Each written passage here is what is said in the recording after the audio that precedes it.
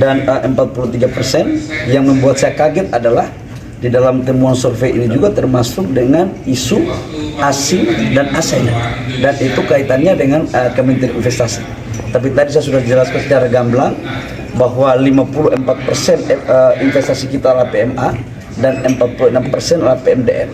Negara ini kalau mau baik, negara ini kalau mau maju ekonominya dan mampu menciptakan lapangan pekerjaan, masih tetap kita butuhkan investasi asing, tapi investasi yang berkeadilan, yang win-win untuk bagaimana lapangan pekerjaan dari dalam negeri dan juga negara bisa mendapatkan hasil kerja.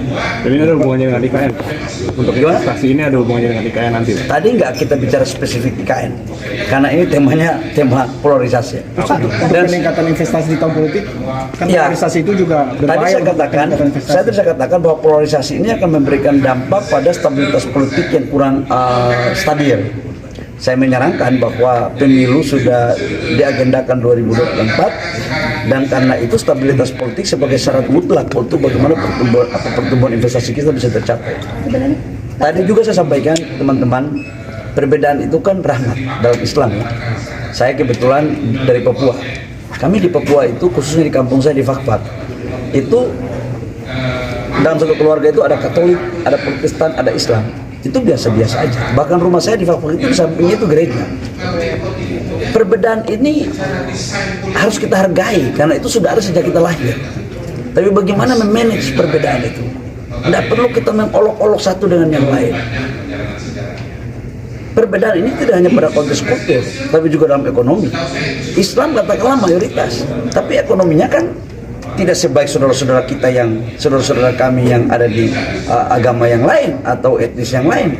Nah karena itu saya butuhkan untuk ada sinergitas yang baik, yang produktif untuk kita memperkuat bangsa. Ya. Pak, kalau polarisasi asing-asing ini masih berlanjut di 2024, ini Kementerian Investasi itu gimana nanti pengantisipasinya? Saya baru tahu nih. Saya berpikir 2 hari dulu baru saya jawab. Progres investasi asing di IKN gimana Pak? Yang seperti kemarin Pak Bali. Bagus. Jalan baik. Nggak terpengaruh dengan isu penundaan pemilu atau Enggak. Isu apa tadi? Isu penundaan. Oh, penundaan. Oh, ada isu itu ya.